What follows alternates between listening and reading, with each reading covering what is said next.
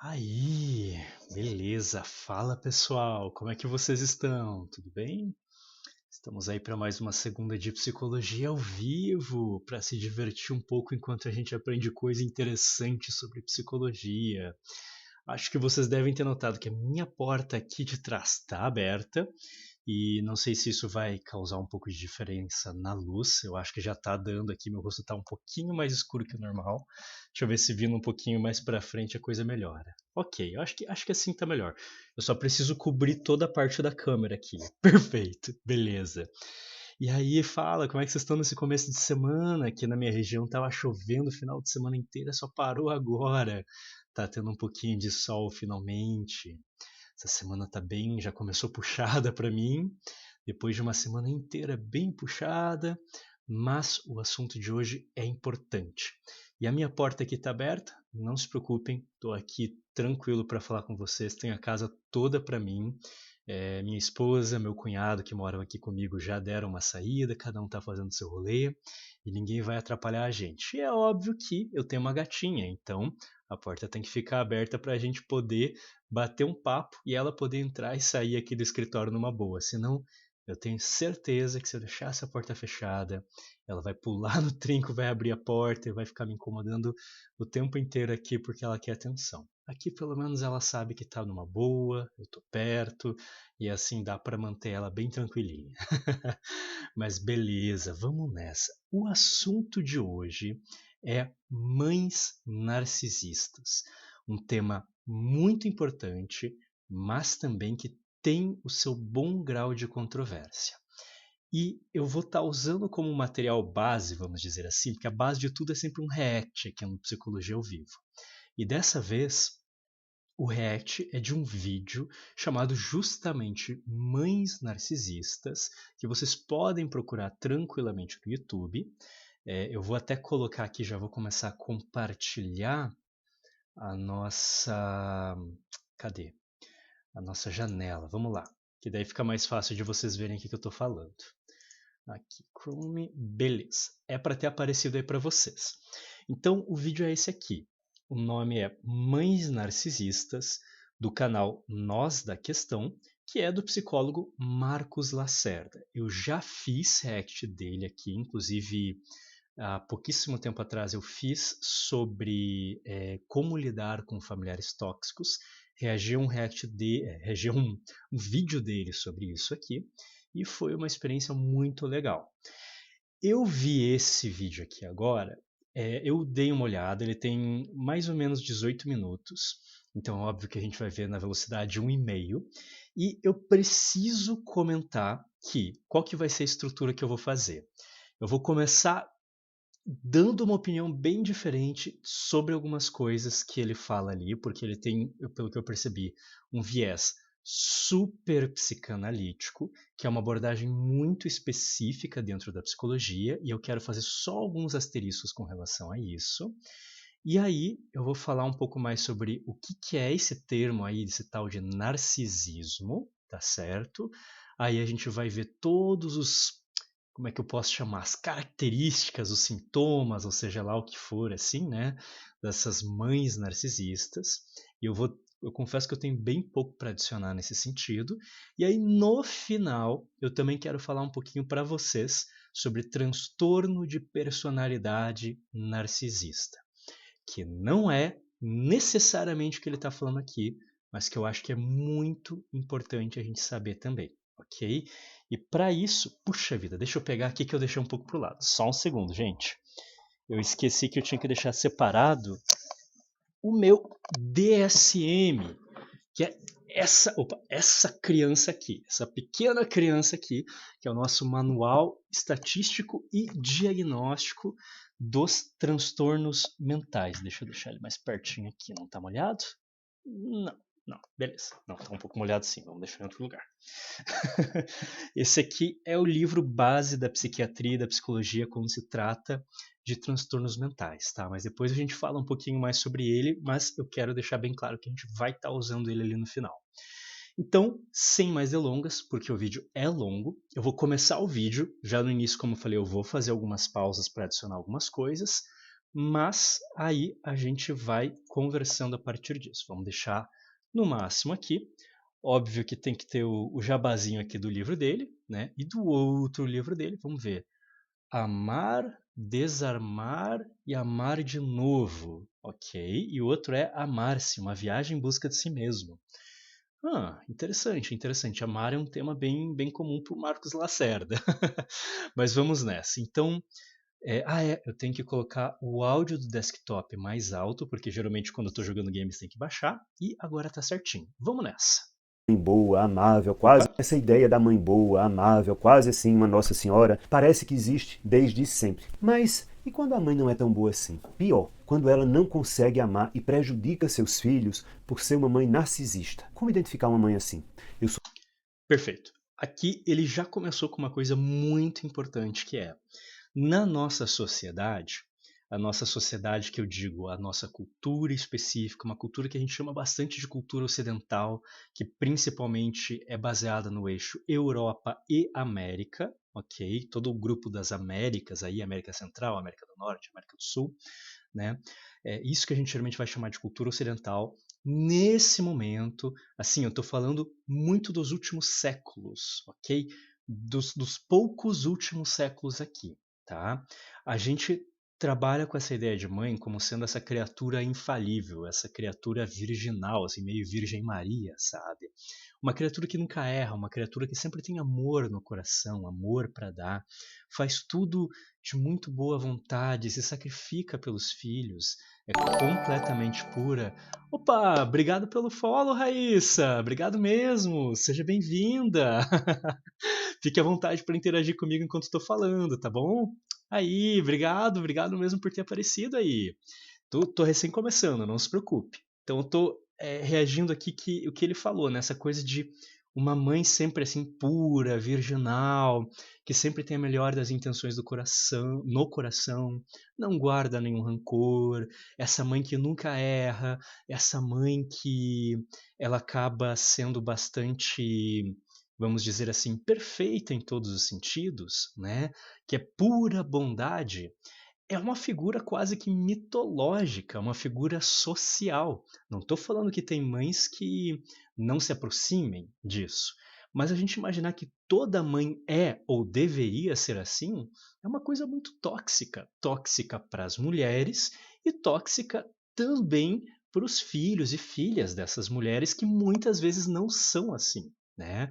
Eu fiz vídeos sobre isso já no meu Instagram, principalmente ali quando foi Dia das Mães, eu tenho um vídeo bem bacana sobre isso, né, que fala o quanto que isso é pesado para muitas mulheres, para muitas mães, que acabam se sentindo sempre aquém desse ideal imaginário de uma mãe perfeita, né? Mas como isso também é ruim para esses filhos de mães que estão muito longe de serem perfeitas e na verdade são muito tóxicas, ok? Então, eu acho que a gente começar a falar mães narcisistas, que isso tem entrado no imaginário popular, e até onde está no meu conhecimento, foi uma coisa que começou muito assim a pegar velocidade no TikTok, o que é muito interessante, tem muita coisa boa muitas vezes que vem do TikTok, apesar de ter muita coisa ruim também, né? Mas de vez em quando tem umas coisas boas que se salvam.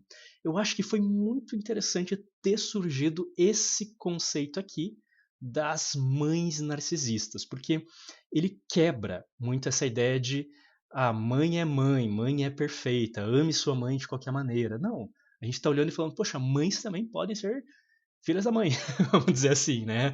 Podem ser estupidamente tóxicas, assim como pais podem ser estupidamente tóxicos. Mas eu já vou deixar registrado aqui desde o começo que eu coloco um asterisco nessa ideia. Por quê? Essa ideia de mães narcisistas, enquanto ela é ótima, por um lado, para suscitar essa reflexão e quebrar algumas amarras que são impostas sobre mães, sobre mulheres e sobre filhos de certas mães e mulheres tóxicas, elas também podem exagerar por outro lado. Esse conceito, eu já vi algumas críticas muito boas, inclusive, algumas eu não concordo, algumas eu concordo, né, de que mãe narcisista, o que chamam de mãe narcisista é o que é um pai normal. É o que é, digamos assim, aceito para um pai. Não sei se eu considero isso muito verdade, não. né? Aquela ideia de você, às vezes, imputar um machismo onde, às vezes, eu fico na dúvida se realmente existe o machismo, né? Mas que eu acho realmente que existe muitas vezes um exagero na ideia de chamar a mãe de narcisista, eu acredito que sim.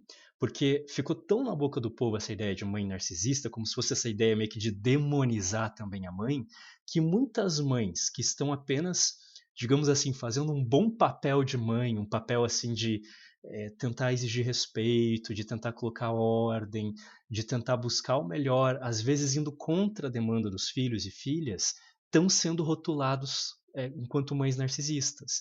E eu acho que exagerar para o outro lado também é muito ruim e faz muito mal para a saúde mental de todo mundo envolvido.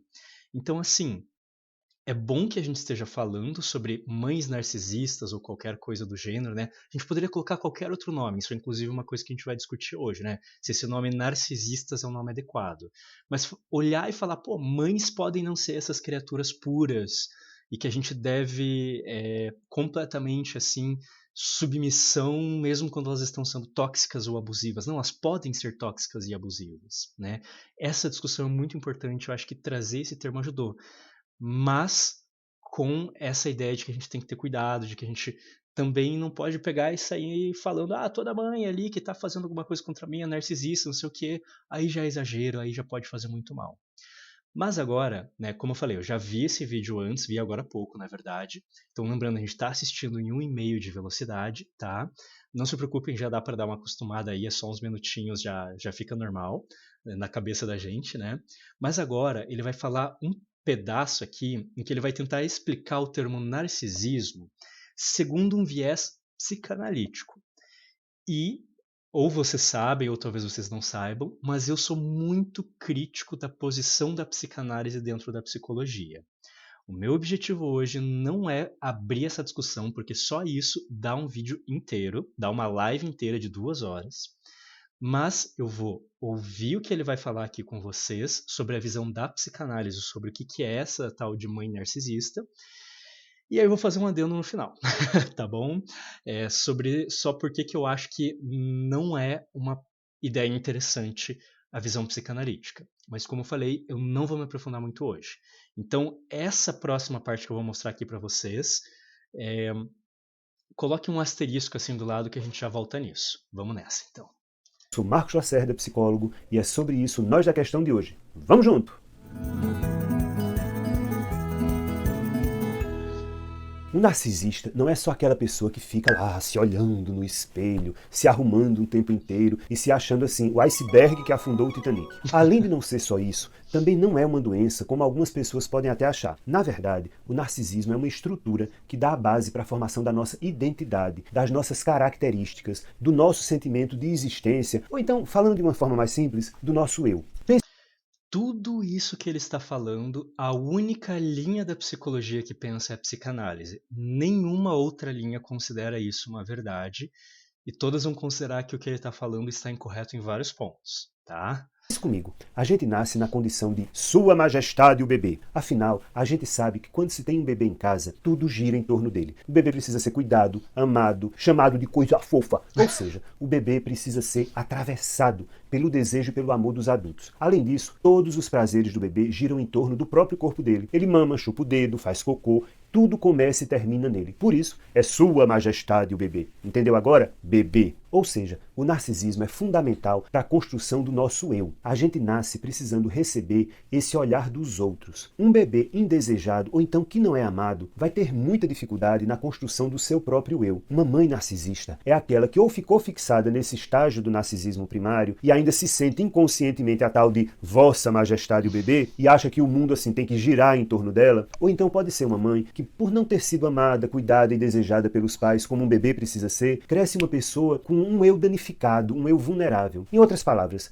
é na falta ou no excesso sofrido na construção do eu que uma personalidade adoecida não consegue se colocar corretamente no papel social que se espera que uma mãe tenha. Por isso, essa mãe jamais vai conseguir acolher ou desejar um bebê. As coisas definitivamente não vão funcionar direito. Vai ser sempre uma mãe vazia, que não consegue se ligar ao filho. Em outras palavras, é uma mãe morta, que não consegue despertar a vida no filho. E muito pelo contrário, ela é capaz de prejudicá-lo, mesmo que de uma forma inconsciente. Isso explicado, como saber se você é vítima de uma mãe narcisista? Vamos. Perfeito. Ok, então aqui eu vou fazer uma pausa e agora eu vou ter que fazer um momento aulinha barra discussão aqui com vocês, porque tudo isso aqui que ele falou, eu quero deixar bem claro, é o ponto de vista da psicanálise. Para quem não sabe, o meu ponto de vista enquanto profissional, enquanto psicólogo, que utiliza principalmente como filosofia de escolha de intervenção e filosofia de escolha de teoria, a PBE, que é a Práticas Baseadas em Evidências, que é uma filosofia científica dentro das ciências da saúde, isso inclui medicina, psicologia, fisioterapia, nutrição, TO e várias outras coisas assim, um movimento mundial de meu Deus do céu, de cientificizar, meu Deus, eu acho que é isso. É, vamos lá, cientificizar o conhecimento e as práticas dentro das ciências da saúde, dentro das profissões que envolvem a saúde humana nos seus mais diferentes nas suas mais diferentes dimensões, nos seus mais diferentes aspectos, ok? Então, a gente utiliza isso com evidências científicas para guiar o nosso trabalho, buscando um menor grau de risco, um maior grau de eficiência, considerando as especificidades de cada indivíduo, o domínio da prática do profissional e várias outras coisas assim, ok? Dentro da psicologia, como eu trabalho com isso, eu preciso levar em consideração a ciência. E quando a gente está no manual de ética da psicologia, lá está escrito na nossa cara que todas as nossas práticas devem ser científicas. E depois de estudar muito tempo psicanálise, né, eu estudei por 4 anos psicanálise na faculdade, foi tempo pra caramba, gente, acreditem. A minha faculdade levou 5 anos e meio para completar, 4 desses eu estava estudando psicanálise, sabe? Ou pelo menos tendo algumas matérias de psicanálise todos esses semestres. Então eu conheci muita coisa de psicanálise. Por exemplo, o que ele falou ali sobre narcisismo primário está correto. O que Freud chamava de narcisismo primário era essa coisa de que os pais eles acabavam amando o bebê como se fosse a melhor coisa do mundo. Né? Então isso seria o narcisismo primário. E sim, existe um narcisismo secundário ali. O narcisismo secundário para o Freud era a ideia que os pais eles projetavam nos seus filhos a questão de o que eles gostariam para eles, né? Então eles imputam seus sonhos nos filhos, né? Ah, ele vai crescer e vai ser médico. Ah, ele vai crescer e vai ser muito organizado, vai ser uma boa pessoa, vai ter os mesmos valores que eu e projeta no filho. Então esse é o narcisismo primário e o secundário para o Freud. Tá bom? Então eu sei muito sobre psicanálise, sei sobre teorias psicodinâmicas, que são as que vieram da psicanálise, estudei um pouco de Lacan, estudei um pouco de Jung, né? Então é o seguinte, apesar de tudo isso, eu considero tranquilamente, mas como eu falei, isso a gente pode discutir outro dia, a psicanálise como não sendo científica. Eu colocaria a psicanálise junto com a teoria da qual eu era atuante no início da minha formação, no final da minha formação e no início da minha prática, né, enquanto psicólogo, depois da faculdade, que era fenomenologia existencial, como sendo as menos científicas que tem. Essa linha da fenomenologia existencialista, humanista, etc., gestalt terapia, psicanálise, psicodinâmica, são as menos científicas que a gente tem. Por que eu estou falando isso? Porque são as que têm um menor grau de eficácia comprovada, ok? Isso sobre psicanálise, tu pode reagir ao Greg News sobre psicanálise. Então, eu gostaria muito, mas eu sei que é bem longo, né? E é uma parada bem interessante. E o que acontece, né? A psicanálise, e até essa linha que eu usava no começo, que é a fenomenologia existencial, elas têm muito psicologismo, tem muitos saltos lógicos que são impossíveis de serem comprovados cientificamente. E quando você está aplicando muitas coisas, tratando da saúde de pessoas, às vezes uma pessoa que está tentando suicídio, e você não consegue ter a menor comprovação de que aquilo funciona, você está correndo risco, né, de fazer uma piora com aquela pessoa, ou no mínimo, se aquilo tivesse um neutro, você está perdendo o tempo dela e tirando a oportunidade dela de estar recebendo um tratamento mais efetivo, o que pode ser extremamente danoso, porque inclusive ela pode desistir de tentar psicologia, de tentar qualquer coisa posteriormente nesse sentido. Ok? E Vitor, seja bem-vindo aí. Bom saber que você está assistindo, cara. Espero que você curta aqui a nossa live de hoje e que você possa se divertir também. Super interaja, tá? É... Mesmo que você discorde de mim, tô aqui para trocar uma ideia com o pessoal também. Então, sim, o meu posicionamento, né? Inclusive, é, o que dava para se aproveitar. Tem coisas dentro da psicanálise, tem coisas dentro da fenomenologia existencial ou a humanista que são aproveitáveis e que são comprovadas cientificamente hoje em dia, mas que elas já foram completamente aproveitadas pelas linhas mais modernas, ok? As linhas mais modernas já pegaram o que é de útil, eficaz e científico das linhas originais. E o restante vai ficando para a história. Tanto que existem poucos países em que a psicanálise é uma abordagem que ainda é aplicada e ensinada nas faculdades, como algo para você fazer uma prática clínica. A gente tem o Brasil, a gente tem a Argentina, a gente tem a França, que tem uma tradição mais forte de psicodinâmica, né? Inclusive, eu cito um psicólogo do trabalho chamado Dejurs, que é um psicólogo psicodinâmico lá da França no meu livro. Okay? O trabalho do Dejurs é maravilhoso em vários sentidos. Não estou falando que tudo se perde, né? Como eu falei, tá no meu livro, inclusive uma citação a um psicólogo da psicodinâmica francês, ok? Então não estou falando que tudo vai para o lixo. Mas, fora esses países e mais um punhado, no restante do mundo, a psicanálise ela é estudada na graduação de psicologia dentro da matéria de história da psicologia, ok? Ela já é considerada desse jeito. Aqui eu vou colocar mais uma coisa, né? Eu acredito também que seria interessante que a psicanálise se desmembrasse de uma vez da psicologia. Já falei sobre isso um pouquinho lá no meu Instagram. Aqui no Brasil, ela é meio desmembrada da psicologia.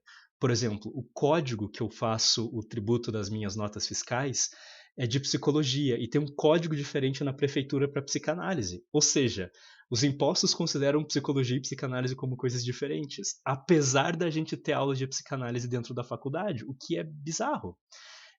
No Brasil, para você ser psicanalista, você precisa fazer um curso de psicanálise, você não precisa se formar como psicólogo. Então já é mais ou menos uma coisa diferente. Mas mesmo assim, a gente ainda aprende psicanálise dentro da faculdade por muito tempo. Como eu falei, eu passei 4 anos estudando em todos os semestres, tendo pelo menos uma matéria de psicanálise, né? Dos 5 anos e meio de faculdade, ou seja, quase a minha faculdade inteira eu estava vendo alguma coisa de psicanálise, né? E a fenomenologia existencial é a mesma coisa nesse sentido também, tá? Então, isso eu queria deixar bem claro sobre a questão da psicanálise. Mas por que eu estou falando tanto sobre psicanálise aqui? Porque o termo narcisismo surge não na psicanálise, surge na verdade na Grécia Antiga, tá bom?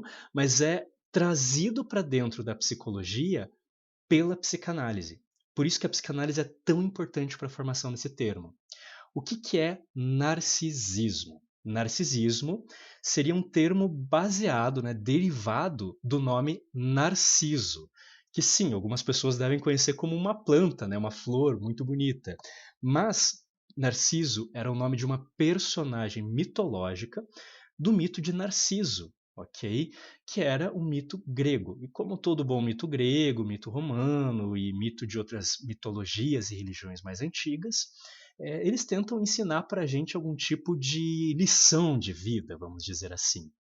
E o Narciso era um cara que era tão apaixonado por si mesmo, né, tão narcisista, vamos dizer assim, né, que ele, em determinado momento desse conto, dessa história, desse mito, vê o seu próprio reflexo num rio, né, um corpo de água, acho que era um lago até, se eu não me engano, e para tentar beijar e pegar esse próprio reflexo apaixonante dele mesmo, acaba caindo nesse corpo de água e morrendo afogado, né? Então é uma uma ideia assim de, olha, não seja tão autocentrado, não seja tão egocêntrico, né? Então, quando a gente está falando de narcisismo, né, quem trouxe, como eu falei, para dentro da psicologia foi o primeiro psicólogo clínico que de fato existiu. A psicologia já existe antes da psicanálise, existe a psicologia principalmente experimental, Wundt, né, toda a galera mais de laboratório, mas de fato o primeiro psicólogo clínico foi o Freud. E o Freud trouxe isso para dentro da clínica, começou a usar, como ele usava também em alguns outros, ele fez a mesma coisa com o complexo de Édipo, que é um outro mito grego. Ele gostava muito de dar nome dessas coisas de mito grego, né? Então ele trouxe isso para dentro da psicologia e ele começou a chamar exatamente essa ideia do que ele está falando, o narcisismo.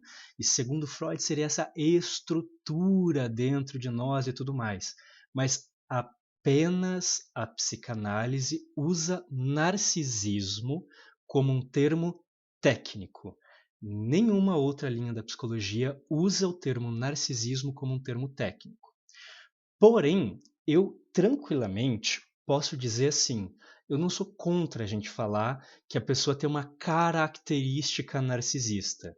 Pode não ser um termo técnico para mim, mesmo eu não usando a psicanálise, pode ser, mas se ajuda a gente a se comunicar, eu não tenho nenhum problema com isso. Então, eu mesmo falo no meu dia a dia, e às vezes eu falo até com os meus pacientes, eu falo assim, tal pessoa é narcisista, nossa, ele tem essa vibe meio narcisista, né?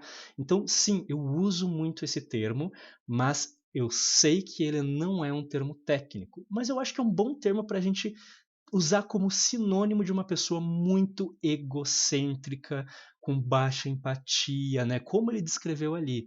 Eu não acho que é um termo técnico que descreve estruturas específicas dentro da nossa psique, como o Freud falava, mas é um ótimo sinônimo de egocentrismo, ok?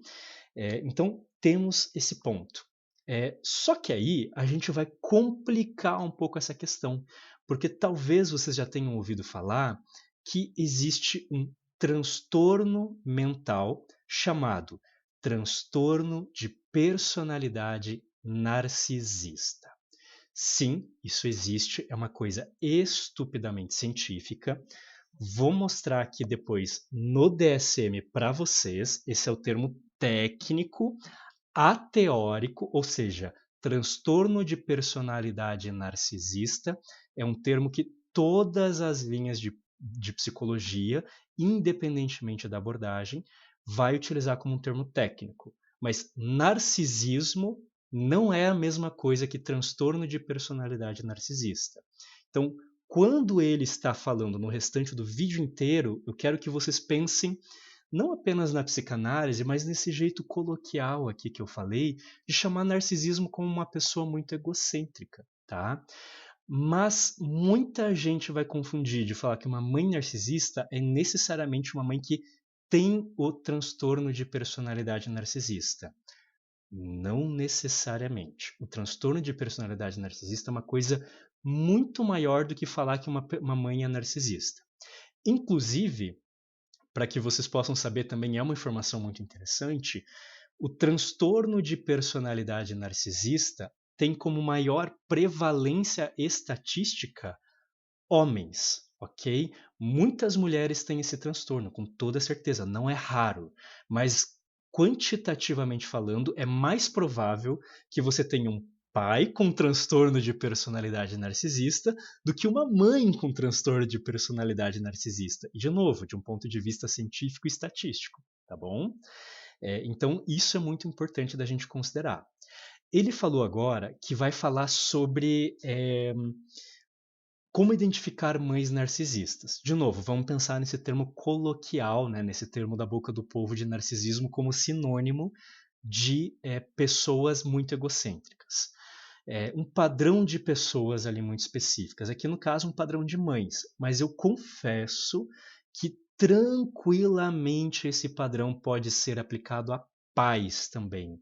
E eu vou dizer assim tranquilamente para vocês: quando vocês ouvirem no restante do vídeo inteiro, pensem mãe ou pai, tanto faz, ok? Não pensem nem de longe que isso só acontece com mãe. Como eu falei, até certo ponto eu concordo com aquela ideia de que sim, a gente está dando muita atenção para falar mães narcisistas, né? como eu falei, eu acho que tem uma importância da gente ver que mães também podem ser assim. Esse é o pulo do gato novo, é perceber agora socialmente, né, tá sendo falado socialmente que mães podem ser assim. Mas pais também podem ser assim, com toda certeza, né? Então, isso é uma coisa muito importante para a gente considerar. Mãe ou pai, tanto faz. Pensem nessas duas coisas no restante inteiro do vídeo, tá bom? Além disso, quase tudo que ele vai falar pode sim ser sintoma de um transtorno de personalidade narcisista, e eu vou além. Pode também, boa parte do que ele vai falar, ser um sintoma de personalidade limítrofe ou borderline, ok? Tanto borderline é limítrofe em inglês. Tanto limítrofe quanto o narcisista são termos que sobraram da psicanálise na época que o nosso manual era baseado na psicanálise. O nosso manual está na versão 5,5, que é o DSM-5-TR, o texto revisado, né? Por isso que eu falo 5,5, né? As duas primeiras versões eram 100% baseadas na psicanálise. A 3 percebeu que não estava funcionando e quebrou para uma perspectiva ateórica. Então a gente está já na 5,5, só que um nomezinho ou outro sobrou da psicanálise lá de trás. Por isso que é meio confuso, né? Existe um transtorno de personalidade narcisista, mesmo que todas as outras abordagens não considerem o narcisismo enquanto uma estrutura psicológica. É um resquício ali, vamos dizer, disso. Mas, inclusive, nas últimas versões, alguns nomes têm sido mudados no DSM justamente para tirar esses resquícios da psicanálise, ok? Então, aqui a gente vai ver várias coisas diferentes que podem ser transtorno de personalidade narcisista ou transtorno de personalidade borderline ou nenhuma das duas coisas e ser simplesmente uma mãe ou um pai tóxico e ou abusivo. Vamos dar uma olhada agora, porque agora eu vou falar bem menos, porque assim, todo o restante do vídeo eu concordo plenamente, tranquilamente com ele, que sim, são grandes características nesse sentido. Vamos lá. Vamos ver alguns comportamentos, só alguns, porque eu poderia dizer muito mais, que podem lhe ajudar a identificar uma mãe narcisista. Primeiro, mamãe narcisista é mestre em destruir a autoestima do filho. Os sucessos do filho ou da filha só são reconhecidos se a mãe puder, de alguma forma, levar o crédito por eles. Qualquer outro sucesso é ignorado ou desvalorizado. Por exemplo, digamos que você foi apresentar uma peça. Isso é sim um possível sintoma de transtorno de personalidade narcisista, inclusive muito comum. Peça de teatro na escola. Ou ela não vai à sua apresentação, ou ela vai ter um bom motivo para sair antes do final, ou ela não vai fazer qualquer elogio ao seu desempenho, ou ainda pior, ela vai fazer você acreditar que você não foi tão bem assim. As táticas de... Ou ela vai falar, você só foi bem porque eu te ajudei a ensaiar, sabe? Isso é muito comum como tática de manipulação para conseguir os louros, até falar, parabéns, você mandou a ver, mas você não seria nada sem a minha ajuda, sabe? Isso é uma tática muito comum narcisista.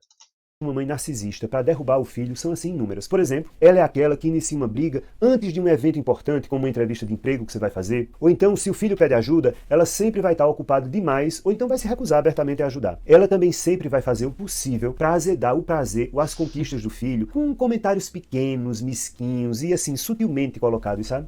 E não importa quanto você seja bem-sucedido ou bem-sucedida. Ela, além de nunca lhe elogiar, ela sempre vai dar um jeito de lhe lembrar que tudo o que você faz ou não é suficiente, ou então ela vai lhe comparar com pessoas que conseguiram muito mais. Ou seja, ela sempre tenderá a ter comportamentos que consomem sua autoestima e nunca atitudes que reforçam o seu eu positivamente. Inclusive, quando a gente fala sobre parentalidade, aquele modelo dos 4 estilos parentais, isso se encaixa tranquilamente dentro de um estilo parental autoritário. Tem um vídeo, tem na verdade 2 vídeos que devem somar uns 20 a 30 minutos ali, em que eu falo muito sobre como esse estilo de parentalidade autoritário, muito por causa dessas coisas que ele acabou de falar, acaba gerando adultos, né, jovens e adultos com baixa autoestima e com uma grande tendência a desenvolver transtornos depressivos ou transtornos ansiosos ou até mesmo os dois, ok? Segundo, mamãe narcisista não tem limites para invadir sua privacidade. Pessoas que têm transtorno de personalidade narcisista têm dificuldade de entender limites com outros seres humanos. limites interrelacionais, limites de privacidade se encaixam aqui dentro, mas pode ser qualquer tipo de limite, ok? E quando pais que têm transtorno de personalidade narcisista têm filhos, eles tendem a ver filhos como se fosse uma extensão de si mesmos, porque pessoas com esse transtorno têm uma baixa capacidade de exercer empatia, de se colocar no lugar do outro. E quando isso é aplicado aos filhos, os filhos geralmente sofrem demais com esse tipo de prática. Só que, de novo não, na verdade, perdão, vou falar isso pela primeira vez. Pais narcisistas não necessariamente têm transtorno de personalidade narcisista. Para ser alguém que provavelmente tem esse transtorno, a pessoa não pode ser assim apenas com os filhos. Ela tem que ser ela tem que ter essas características que a gente está falando com todos os outros seres humanos em sua vida, tá bom? É o jeito padrão deles de se relacionar. Se ele for assim só com os filhos, né? Provavelmente é só um pai ou uma mãe abusiva, ok? Os transtornos de personalidade são constantes. Aquela é a única forma como a pessoa sabe fazer as coisas, ok? Então vamos lá. Olha, ela pega o que é seu sem pedir, porque ela acha que tudo o que é seu é dela. E pior, ela acha que sabe melhor do que você o que você quer ou o que você não quer, e o que você gosta ou o que você não gosta. E isso é, sem dúvida, uma forma de manipulação, de manter você lá, cativo. A sua privacidade também vai ser invadida por perguntas indiscretas, e algumas mães narcisistas até dão um jeito de fuçar nos seus e-mails ou ainda viver querendo saber o que é que você está fazendo nas redes sociais ou com quem você está conversando no WhatsApp. Óbvio, se você já é um adulto, se você é um adolescente ou uma criança, isso é função de uma mãe mesmo. Mas apesar dela fazer isso, demonstrando assim uma intenção de lhe proteger, de ter cuidado, de participar da sua vida, na verdade ela também quer saber o máximo de informações possíveis para estar bem muito munida para quando ela precisar usar algo contra você. Além disso, ela sempre vai tender a ser a melhor amiga das pessoas com as quais você se relaciona, só para lhe detonar sutilmente, fazendo sua caveira para quem gosta de você ou então criando atritos entre você e a pessoa que você gosta. Então fique muito de olho nesse tipo de comportamento. Isso que ele falou agora, eu vou ser bem sincero, também é um sintoma muito comum de pais que têm transtorno de personalidade borderline. Essa necessidade de saber todas as informações, é uma busca por controle, né, por ter sempre uma cartada na manga caso algum conflito surja, também é muito comum, nem sempre, mas muito comum de ser utilizada por pais e mães que têm borderline, ok? Que tem o transtorno. Porque um dos centros, né, um dos dois grandes centros que vão definir uma pessoa com transtorno borderline é um medo absurdo de ser abandonado. Medo esse que pode ser até irreal, pode ser imaginado, ok?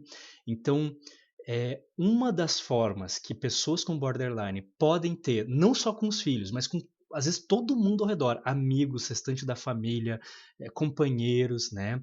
Uma das formas que eles podem ter de tentar criar uma estratégia para lidar com essa sensação de que a pessoa vai ser abandonada a qualquer momento, esse medo que parece que corrói por dentro, é tentar controlar as outras pessoas. E esse controle vem nas relações de várias formas, como tentar invadir privacidade, tentar pegar o maior número de informações para saber, para usar contra, para garantir que a pessoa não está se afastando, né? Ou às vezes para mudar a própria personalidade, para tentar agradar a pessoa, sabendo as informações, tentar controlar e fazer assim uma impossibilidade da pessoa de vivenciar outras coisas, vivenciar outras relações, né? Como ela falou ali, pô, vai ser amigo dos amigos do filho, né?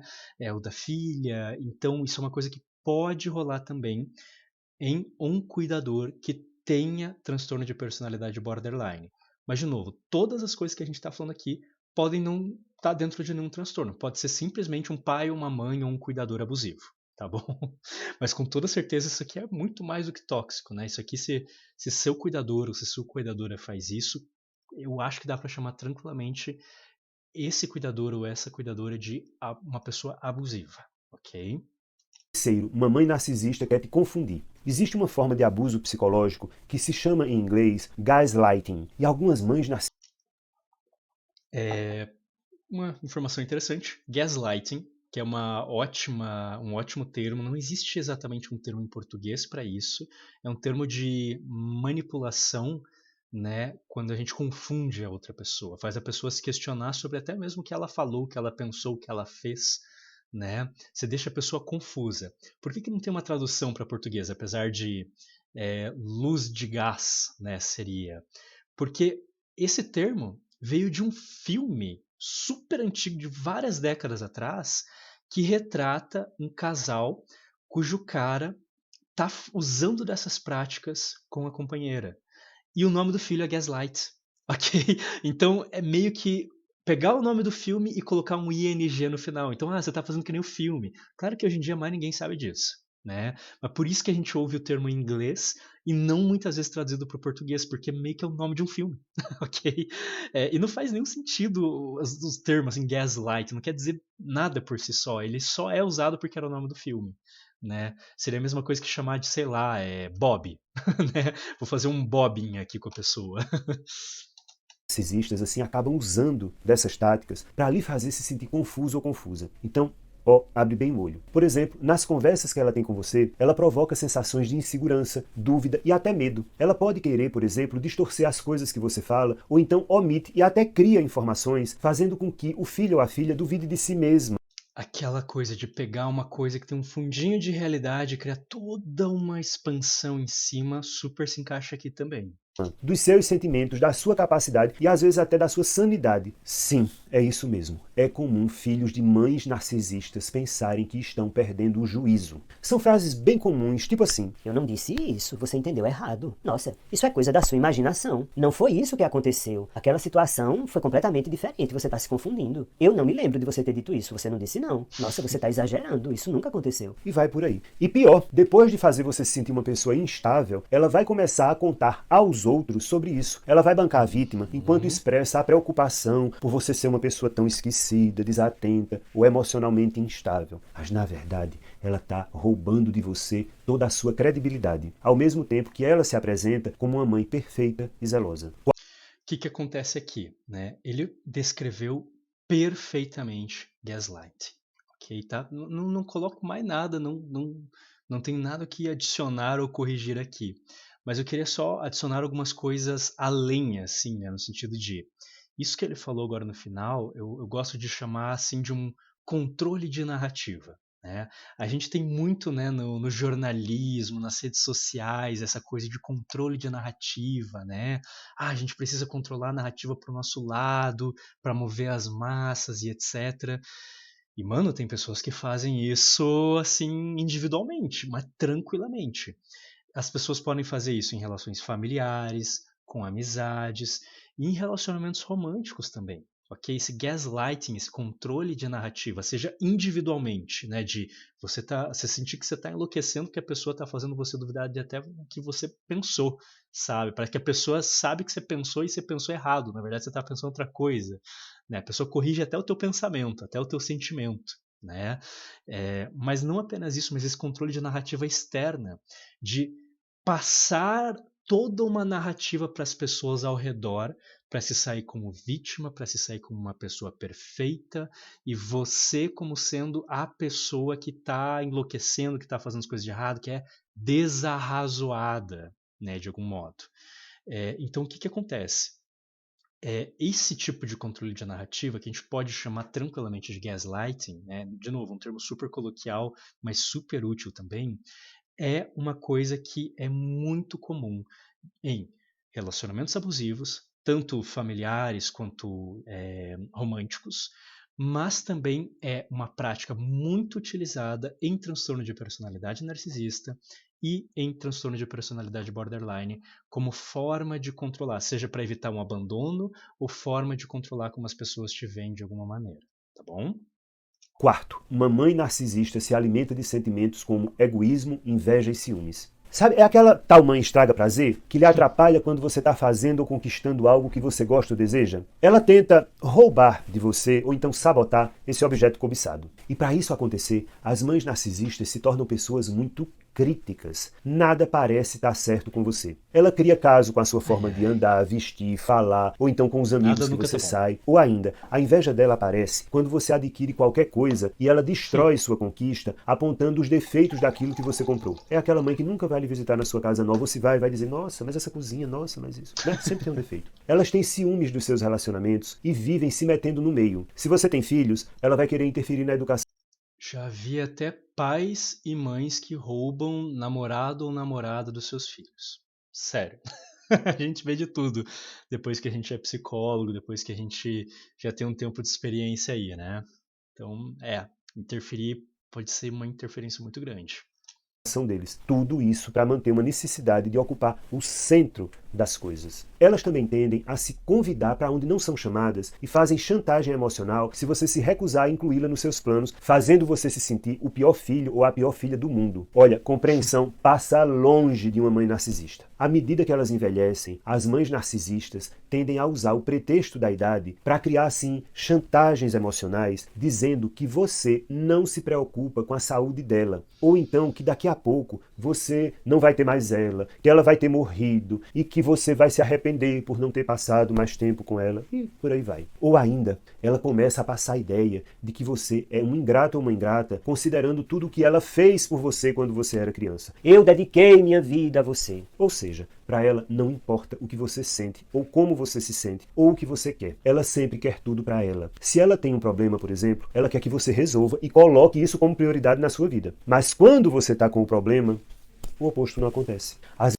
Opa, pensei que ele ia mudar. As mães narcisistas também tendem a reclamar continuamente, mesmo que você se encontre em uma situação muito pior do que a dela. E se você se atrever a mencionar esse fato, ela vai encontrar uma maneira de dizer que você é quem deveria se preocupar com ela, e não o contrário. Afinal, ela é a mãe. Essa é uma das características que todos os narcisistas têm em comum. Eles são egoístas e egocêntricos. O problema é que isso acaba assim sendo disfarçado de generosidade. Por exemplo, se você e seu marido ou sua esposa querem viajar, ela vai dizer que todo mundo está precisando de vitamina D e o destino deve ser uma praia, apenas porque ela quer ir à praia. Ou então, quando vocês vão sair para jantar, ela acaba escolhendo o restaurante que ela quer, mas ela sempre faz isso como se estivesse sendo generosa. Sabe aquela coisa assim, Olha, vamos no restaurante português, porque tem uma bacalhoada lá que eles fazem de um jeito que eu sei que vocês vão adorar. Olha, vamos para aquela cantina italiana, ou lá tem um prato que lembra muito o tempo que seu pai estava comigo, o tempo que a gente se conheceu. Isso é manipulação, é chantagem. Mães narcisistas, mesmo sem se darem conta, se comunicam de uma forma muito firme e até agressiva. Ela não pergunta ou negocia, ela exige, mesmo que essa exigência apareça de forma disfarçada. Ela acha que tem o direito de pegar e fazer o que quer, porque ela vive nessa fantasia de que você, enquanto filha ou filha, vive numa eterna dívida, só porque você foi criado por ela. Então, assim, tudo que ele falou, essa ideia da chantagem emocional, que é fazer a outra pessoa tomar uma decisão ou ter um comportamento que você deseja, porque você instila nessa pessoa um mal-estar, uma sensação ruim, que para ela conseguir se livrar dessa emoção negativa, ela precisa fazer o que você está querendo, ou seja, você faz a pessoa fazer algo para você que você quer, causando um mal-estar nela, para ela se livrar desse mal-estar, né? É uma tática de cuidadores abusivos ou de parceiros abusivos, quando a gente está falando de romance, ok? E infelizmente, uma tática muito comum. Essa ideia da dívida eterna, inclusive, foi uma coisa que eu falei muito na live anterior aqui do Psicologia ao Vivo, quando a gente estava vendo justamente um vídeo sobre pais tóxicos. E digo mais, novamente, tudo que ele falou aqui podem ser táticas muito comuns utilizadas por pais, mães, cuidadores no geral que tenham transtorno de personalidade narcisista ou borderline. Porém, teve uma partezinha que ele falou ali sobre a questão da falta de empatia. Essa parte da falta de empatia vai combinar muito mais com o transtorno de personalidade narcisista e não tanto com o transtorno de personalidade borderline, porque pessoas com borderline costumam ser pessoas com uma grande quantidade de empatia, até elas verem o outro como vilão, né? Que elas têm dificuldade de sentir ambivalência, mas isso é história para outro dia. Mas até aquele momento elas conseguem ter uma empatia muito bem preservada, ok? Pessoas de personalidade, né, com transtorno de personalidade narcisista, essas, independentemente da relação, têm dificuldades de exercer empatia, que é a capacidade de se colocar no lugar do outro, ver o mundo com os olhos do outro, entender o que eles estão genuinamente sentindo, genuinamente pensando, validar né, o fato de que os valores, a moralidade daquela pessoa, os gostos daquela pessoa são válidos, eles têm valor, eles têm direito, mesmo sendo diferentes dos seus, né? Isso é que eu estou chamando de falta de empatia, né? Quando a pessoa não consegue fazer esse tipo de atitude psicológica, ok? Então, pessoas com transtorno de personalidade narcisista tendem a ter falta de empatia, sim. E pessoas que têm o transtorno borderline podem fazer uso de todas essas técnicas aqui, porém vai ser por desespero, aquele desespero lá no âmago delas, de medo de perder aquele relacionamento, medo da pessoa se virar contra ela. Perceba como isso ainda é uma continuação daquilo que a gente estava falando no item anterior, que está relacionado com o controle da narrativa. Né? A pessoa pode fazer uma sacanagem, uma puta de uma sacanagem, mas ela vai tentar passar a imagem de que, na verdade, ela está sendo muito bondosa, de que ela está fazendo uma coisa bacana, de que ela é a vítima, de que ela está pensando no bem de todo mundo, e você é a pessoa ingrata, né? A persona não grata da família. Vamos continuar então. Uma mãe narcisista mente com frequência. Quinto, uma mãe narcisista mente com frequência. Mães narcisistas costumam distorcer as coisas, ou então mentir mesmo, descaradamente. Afinal, para elas, mentir é uma forma de criar conflito e interferir na vida e nos relacionamentos das pessoas ao redor dela. Então, o que é que ela faz? Ela cria fofocas, fala muito sobre os outros e sobre você pelas suas costas. E se você desmascará-la com a verdade e ela não tiver escolha a não ser admitir que mentiu, você sabe o que ela vai fazer? Ela vai tentar amenizar a situação, dizendo coisas assim: Nossa, desculpa, eu acho que eu entendi as coisas erradas. Eu acho que talvez eu tenha sido um pouco dura nisso, né? Olha, eu me enganei. até voltar a acontecer novamente, porque tudo se repete. E agora eu aposto que você deve estar se perguntando: E se minha mãe for assim comigo? E se ela for uma mãe narcisista, o que é que eu posso fazer? olha, Tá, beleza. Então agora ele vai para uma parte final aqui. Eu vou passar essa parte final relativamente rápido, sem fazer adições, tá? Porque foi o tema do vídeo dele que eu reagi da última vez. Então, se vocês têm interesse, eu ainda estou devendo de colocar isso no YouTube. Eu vou colocar lá, vou colocar na minha página do Instagram avisando. Minha página do Instagram é essa aqui embaixo. É @Arthur Clemes, com K, ok? Então me sigam lá no Instagram que eu vou avisar quando sair no YouTube.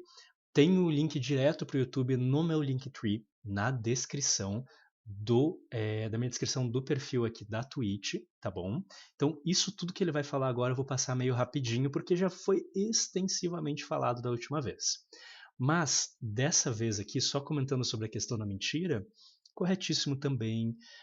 Pais manipuladores, né, cuidadores manipuladores e tóxicos e abusivos, ou pessoas que têm transtorno de personalidade borderline ou narcisista, elas tendem a usar muito de mentira. Novamente, elas precisam sair como as vítimas ou como as pessoas gente boa, elas precisam controlar a narrativa, elas precisam gerar conflitos. Achei muito boa a colocação dele, né, de que gerar conflitos faz com que as pessoas se dividam muitas vezes. E é aquela tática meio do dividir para conquistar, né? Pessoas que estão divididas entre si, brigando com narrativas e mentiras e tudo mais, vão ter menos tempo para olhar para o que você está fazendo e potencialmente se juntar contra a pessoa que está praticando isso. Né? Então cada um fica brigando de um lado e você, que é a pessoa que está instaurando esse caos, vamos dizer assim, consegue nadar de braçada. Mas se você não usa de mentiras, as pessoas vão rapidamente perceber que você é o elemento problemático ali. Então é meio que uma estratégia de autodefesa para encobrir os rastros, sabe? Então isso pode acontecer muito, mas isso é extremamente danoso. Você ter um cuidador que é mentiroso faz você ter uma incapacidade de confiar no seu cuidador que é gigantesca e gera reflexos para o restante da vida, porque essa pessoa pode ser uma pessoa que vai ter dificuldade de se abrir, que vai ter dificuldade de lidar com as outras pessoas, né, de se mostrar enquanto vulnerável, porque ela está acostumada a, se eu me mostro vulnerável para o meu pai, ou para minha mãe, ou para o meu cuidador, qualquer que seja, ele usa essa vulnerabilidade contra mim, ele não é confiável e tudo mais, eu não vou fazer mais isso com a minha família. E a gente começa a fazer isso de vez em nunca, porque a gente não confia mais em ninguém, porque a gente sabe que a gente vai ser agredido, ou pelo menos a gente acha que sabe, quando na verdade é mentira, porque a gente aprendeu a conviver com as outras pessoas numa das piores situações possíveis, que é ter um cuidador abusivo, ok? Que usa dessas táticas. Então ele fala aqui rapidamente, na verdade, vamos fazer assim, aqui ele vai passar o restante do vídeo falando um pouquinho sobre como lidar com isso, mas como eu falei, é a repetição daquilo que a gente já falou anteriormente. Eu vou recomendar vocês verem o vídeo lá que eu fiz, tá bom? Logo que eu colocar ele no ar, porque eu acho que esse finalzinho aqui não vai adicionar nada lá pra gente agora, tá? Mas o que eu queria fazer com vocês antes da gente terminar a live, porque a live de hoje tem 1 hora. Eu queria ver aqui com vocês, porque eu falei sobre esse tal de transtorno de personalidade narcisista, e eu queria pegar o DSM para falar para vocês quais são os critérios básicos do diagnóstico para o transtorno de personalidade narcisista. Se não tiver todos esses pontos aqui que eu vou falar, não é um transtorno de personalidade narcisista. Você pode até dizer que a pessoa está sendo narcisista, de uma maneira coloquial e não técnica, pode. Mas sem essas coisas aqui é o mínimo do mínimo para a gente fazer um diagnóstico, tá? Então eu vou pegar aqui, a gente vai estar nos transtornos que dele. Depressivos, bipolar, ansiedade, dissociativos, alimentares, sono vigília, olha só. Tá longe aqui. Transtornos da personalidade, estava quase no final aqui, nem lembrava. Então vamos lá. Quais são os transtornos de personalidade? A gente tem 3 grupos que a gente também chama de cluster. Tem o cluster A, B e C. Tanto o borderline que eu estava falando, quanto o narcisista, ambos estão no cluster B. Eles são transtornos assim quase que irmãos, vamos dizer, junto com o histriônico e o antissocial. Apesar de que o histriônico eu acho que não vai durar mais muito tempo, talvez ele saia no próximo DSM, tá? Então, transtorno de personalidade narcisista. O que acontece? A pessoa ela precisa ter um padrão difuso de grandiosidade em fantasia ou comportamento, tá? Ou seja, a pessoa se acha a última bolacha do pacote. É o Deus na Terra. E difuso, gente, como eu falei ali no começo, não basta ser só dessa maneira quando você está tratando dos seus filhos. Você tem que ser assim em todas as suas relações. Uma mãe que tenha transtorno de personalidade narcisista, um pai ou qualquer outro ser humano, ela precisa ser uma pessoa que age assim como padrão em todas as relações da vida dela. Se ela age diferente em alguma, é a exceção da exceção e não a regra, ok? Em segundo lugar, uma necessidade de admiração, ok? Então, necessidade de admiração. A pessoa tem até um termo que não é exatamente um termo técnico, mas que é muito utilizado hoje em dia, que é o combustível narcísico, ok? Que é um termo super divertido que eu acho que fala muito bem desse fenômeno que a gente vê nesse transtorno. A pessoa ela precisa se alimentar, ela precisa usar de um combustível que é a admiração dos outros. Ela precisa ser basicamente adorada, quase num sentido assim de Deus mesmo, sabe? De adoração, né? É, ela precisa ser cultuada pelas outras pessoas ao redor, ok? E ela sempre tenta buscar relacionamentos que ela possa se portar dessa maneira que as pessoas tenham essa reação com ela, tá certo? Então ela tem uma necessidade desse tipo de coisa. E isso pode acontecer inclusive com os filhos. Também temos uma falta de empatia. Lembra que eu estava falando da falta de empatia até agora há pouco? Outro transtorno próximo, também irmão desse, que é o transtorno antissocial, que antigamente era chamado muitas vezes por outros 2 nomes em conjunto, né? Sociopatia e psicopatia. O transtorno antissocial também tem uma baixa capacidade de empatia. Então, nesse sentido, esses transtornos são próximos, ok? É um sintoma que é mais ou menos bem compartilhado entre os dois, vamos dizer assim. Então, surge no início da vida adulta, ok? Ele não pode ser diagnosticado em jovens, isso é importante, e está presente em vários contextos, ok? Então, presente em vários contextos, não pode ser só em um lugar, não pode ser só uma pessoa que é assim na família, ou que é só assim no trabalho, ou que é só assim com um amigo, ou com um marido, não, tem que ser assim em vários contextos, na maioria no mínimo, ok? Quiçá em todos. Então, ele dá assim: você tem 9 sintomas possíveis, que são critérios diagnósticos, e você precisa ter no mínimo 5 desses para fazer um diagnóstico. De novo, um bom diagnóstico de um profissional de saúde mental, seja psicólogo ou psiquiatra, vai considerar muito mais do que só isso aqui. Mas esse é o mínimo do mínimo do mínimo, é o produto mínimo viável do diagnóstico, ok? Vamos ler. 1. Tem uma sensação grandiosa da própria importância. Por exemplo, exagera conquistas e talentos. Espera ser reconhecido como superior sem que tenha as conquistas correspondentes.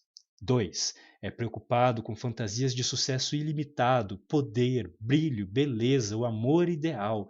Nossa, eu tô um passo de ficar rico, né? Uma coisa que a gente sempre ouve assim da galera. Nossa, eu vou ser reconhecido a qualquer momento como o próximo talento musical. 3. Acredita ser especial e único e que pode ser somente compreendido por ou associado a outras pessoas ou instituições especiais ou com condição elevada, porque eu só ando com gente importante, ok?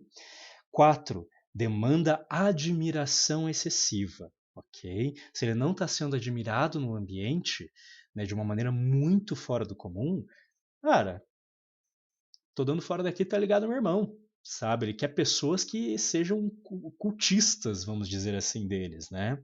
5. Apresenta um sentimento de possuir direitos, como expectativas irracionais de tratamento, especialmente favorável ou que estejam automaticamente de acordo com as próprias expectativas. Então a pessoa chega numa fila de banco, ela está na mesma condição que todo mundo e ela olha e fala: não, eu sou mais importante que todo mundo aqui. Eu não preciso. Essa regra não se aplica a mim. Eu vou furar essa fila e foda-se. Entendeu? Então, isso é acreditar que tem direitos especiais, mesmo que não tenha nada em lugar nenhum que esteja dizendo isso. Tá? 6. É explorador em relações interpessoais. Olha como isso apareceu bastante no vídeo dele, né? E aqui tem uma explicação, né? Tira vantagem de outros para atingir os próprios fins. São pessoas muito oportunistas, muito exploradoras, muito abusivas em relações, muitas vezes, né? Então imagina quando se trata de filhos, uma pessoa que tem transtorno de personalidade narcisista tem falta de empatia, vê filhos como propriedade, como uma extensão de si mesmo, que é uma coisa muito comum, podem ser muito abusadores com os filhos, muito exploradores, ok? Talvez eles sejam os seres humanos que mais correm risco com uma pessoa com transtorno de personalidade narcisista, ok? 7. Carece de empatia, reluta em reconhecer ou identificar-se com os sentimentos e as necessidades dos outros, né? Então, isso que a gente estava falando ali, né? Você não tem direito às suas necessidades, as minhas necessidades são as importantes. 8. É frequentemente invejoso em relação aos outros, ou acredita que os outros o invejam. Veja como ele estava falando desse quesito do inveja lá, né? São pessoas que realmente acabam sentindo assim que elas invejam as conquistas alheias. Ninguém pode comprovar, principalmente em núcleos familiares, né? Quando o irmão, quando a mãe, quando o tio, quando o filho, o sobrinho tem uma conquista assim, não, ninguém pode brilhar mais do que eu, sabe? Então pode ser muito invejoso e ou acreditar que todo mundo tem inveja dele, né? Tá todo mundo lançando mal olhado ali, vamos dizer. E 9, demonstra comportamentos ou atitudes arrogantes e insolentes. Esse egocentrismo que a gente estava falando, né? É quase que um resumo de tudo isso que a gente disse aqui, tá certo? Eles acabam assim como coisas secundárias, como eu estava falando, né? Controlando muitas vezes a narrativa sobre ele, acreditam às vezes assim tem quase que umas ideias muito loucas assim de grandiosidade, sabe? É sempre aquela coisa, né? De eu sou a última bolacha do pacote. Então essas são pessoas narcisistas. E tem um ponto que não está no DSM, mas hoje a gente entende muito melhor, que é a baixíssima, às vezes quase nula, capacidade de autorreflexão, de admitir erros, de admitir vulnerabilidade, de admitir coisas ruins que fez, de sentir muitas vezes culpa, ok? Se a pessoa que tem o transtorno de personalidade narcisista fala alguma dessas coisas, fala que está se sentindo culpada, fala que se arrepende, fala que errou alguma coisa assim, é mais comum que esse tipo de frase venha no sentido de manipulação, ok? Do que ser um sentimento genuíno, entende? Então são pessoas que têm baixa capacidade de autorreflexão e isso torna o amadurecimento e a melhoria pessoal dessas pessoas que resultariam em uma vivência menos tóxica com quem convive com essas pessoas, muito difícil, beirando o impossível. Eu falei lá no começo que eu trabalho com práticas baseadas em evidências. E, infelizmente, todas as pesquisas que a gente fez até hoje demonstram que não apenas a gente nunca inventou remédio para isso, né, um psicotrópico, mas também a gente acaba tendo uma efetividade basicamente nula de psicoterapia para pessoas com transtorno de personalidade narcisista, o que é uma porcaria, sabe? Até porque é muito difícil você fazer uma pessoa que tem esse transtorno decidir ir para um serviço de saúde mental, porque lá eles podem considerar que tem algum problema com ela, uma pessoa com personalidade narcisista, ela nunca vai admitir que ela tem qualquer tipo de problema, ela é perfeita, ok? Então vai ser muito difícil de você conseguir fazer ela ter um diagnóstico, né? Então é muito difícil de diagnosticar porque essas pessoas não vão procurar, mas nem amarradas, sabe? É, e imagine então tratar uma pessoa dessas. Ok, se você conseguiu diagnosticar e colocou para tratar, esse tratamento quase nunca vai ter efeitos que sejam minimamente significativos para a melhora de vida dessa pessoa, mas principalmente para as pessoas ao redor. Então, o que a gente faz na psicoterapia, na maior parte das vezes, quem chega para nós são as pessoas que convivem, muitas vezes que são obrigadas a conviver com a pessoa que tem um transtorno de personalidade narcisista, ok? E muitas, mas muitas dessas vezes, muitas pessoas que eu atendi são justamente os filhos e filhas dessa pessoa que tem esse transtorno, seja um pai, seja mãe ou qualquer outro tipo de cuidador, ok? Então é isso, né? Já tá dando o horário, eu tô vendo que a galera tá mais quietinha aqui. Então, como tem um delay na transmissão, eu imagino que ninguém vai acabar perguntando nada aqui. Se alguém tiver uma pergunta de última hora, pode fazer enquanto eu tô me despedindo, porque eu vou dar um jeitinho de responder aqui. Mas já até extrapolei em alguns minutinhos aqui, né? Em alguns minutinhos não, deu quase que perfeitamente o tempo, mas tudo bem. Então, eu queria agradecer aqui todo mundo que participou, todo mundo que conversou, todo mundo que só assistiu sem falar nada, tá bom? Obrigado mesmo pela presença de todo mundo. Espero que hoje eu tenha desfeito algumas confusões sobre esse tema, ensinado um pouco mais sobre pais abusivos, não apenas mães narcisistas, mas pais abusivos como um todo, como identificar esses pais abusivos, ok? E também eu espero que vocês tenham aprendido um pouco mais a diferenciar o que a gente chama coloquialmente no dia a dia de narcisismo, desse tal de transtorno de personalidade narcisista, que é um transtorno muito bem definido, muito bem estudado de um ponto de vista da ciência, ok? E que não é apenas essa coisa que a gente acaba chamando de mãe narcisista ou algo assim, mas que às vezes pode ser, ok? Não são coisas mutuamente excludentes, não. Então é isso. Obrigado demais. Eu espero que tenha sido muito bom aí esse momento para vocês, para a gente começar com o pé direito essa semana, que tem feriado, que é um pouquinho mais curta, né? E eu espero que vocês tenham uma ótima semana com tudo de bom, tudo na medida do possível aí para vocês, tá bom? E um grande abraço para vocês. Vejo vocês nas próximas. A gente tem domingos, das 7 às 9 horas, live com games. Esse final de semana é a psicologia de The Witcher 3. E toda segunda-feira também, nesse horário, das 7h30 às 8h30, temos Psicologia ao Vivo, que são esses reacts. Inclusive, se vocês quiserem, podem no meu Instagram aqui embaixo mandar ideias de coisas para eu reagir.